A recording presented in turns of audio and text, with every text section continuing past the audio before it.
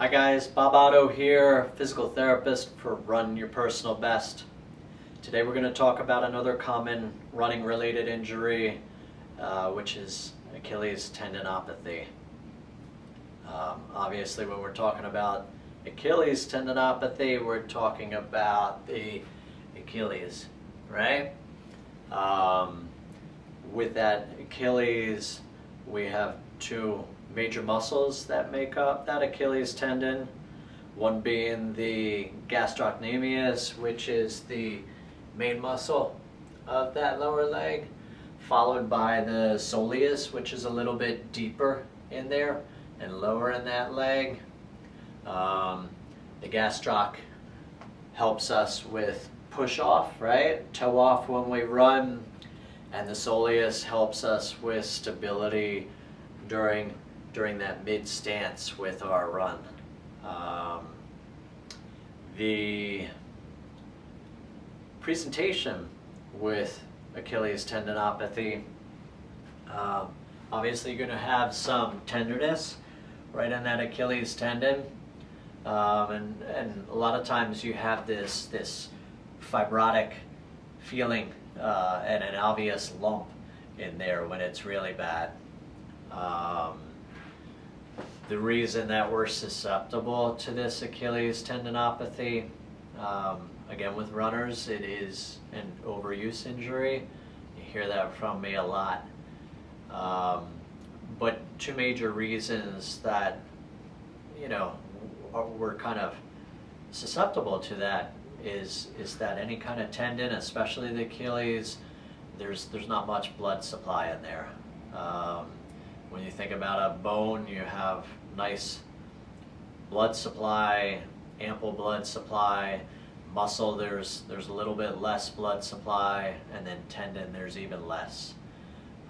So that decreased blood circulation sets us up for it.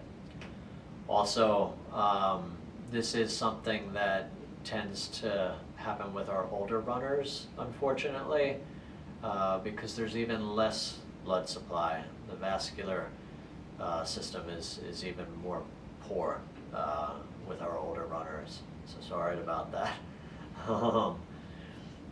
Acute treatment is definitely some passive range of motion, gentle stretching. You're not going to go nuts with any kind of calf stretch, standing or seated with a towel. Definitely some soft tissue mobilization. You see me carrying this Graston tool. I love it for some soft tissue mobilization, just right in along that tendon. And you can find some inexpensive tools to do some instrument-assisted soft tissue mobilization. And again, that's the acute end of things.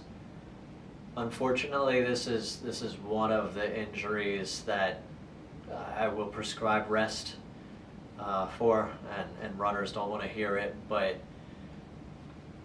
yeah, definitely some time off your feet will help, because anytime you're pushing through that foot, whether it's hills or even downhill too, because then you're eccentrically loading that tendon. Eccentric is when that tendon and muscle is elongated compared to like a concentric contraction coming up on your toes, and it's shortening that muscle. And that's a whole nother topic to talk about, tendinopathy in general. When we do kind of break through that acute phase, usually I like to progress from what's called isometric contraction, where with the Achilles and any kind of isometric contraction, there's no motion. So here I am, I'm loading that tendon, but I'm not going through like wide range of motion like a concentric contraction. That would be the next phase. So isometric first, and you might hold that for a good 10 to 20 seconds. And then you're going to take some longer breaks in between, but you could cycle that for a good 10 repetitions even, holding for that 10 to 20 seconds, and maybe just bracing on that other foot for support. And then we'd progress through some concentric, right? And this could be something you do for a good 3 sets of 10. Minimal rest in between, but nice, slow, controlled movement. That concentric, like I talked about earlier, is where you're shortening that muscle. And then finally, the biggest thing to bring to the table, and this is maybe the bread and butter if you want to talk about that with tendinopathy in general, is eccentric loading. Eccentric loading, it's easy to see with the biceps, right? So with a bicep curl, you have your concentric loading where you have that shortening of that muscle, and then eccentric, you're slowly lowering against that resistance and lengthening that muscle. So when we talk about that with the calf,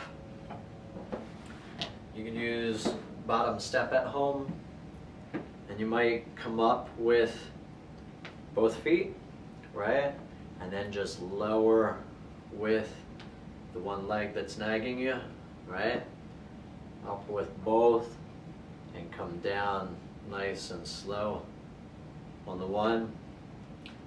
And they have an eccentric protocol out there where you do just 15 repetitions, but you might do it twice a day. And the duration of that is even up to like 12 weeks, depending on the nature of your pain and how severe it is. So that view from the side, again, coming up with both and coming down, just loading with that one.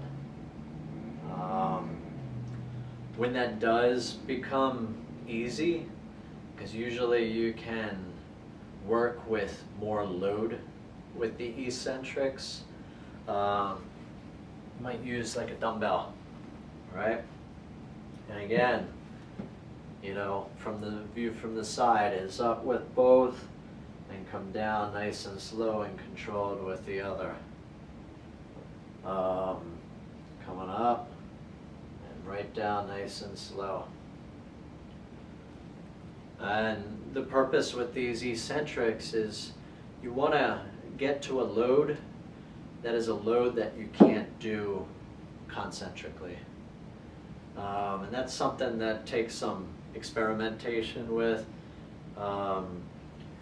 Usually that is good to kind of start out with a physical therapist, and then you can work on it on your own as well. So if there's any questions, you can reach out to me, or you can reach out to a local physical therapist that works with runners. Another thing that I really like, and this you might not have at home, is a wobble board. Okay? And again, this is something that works on stability with that foot and ankle. You might have them in some of your gyms, but again, you're just kind of balancing on that wobble board, and it's going to load that Achilles tendon as much as the medial and lateral stabilizers of that ankle. And that could be something you do for time, say 20 to 30 seconds. You know, and you might just do a couple repetitions with that. So those are usually the tools that I have to combat this Achilles tendinopathy.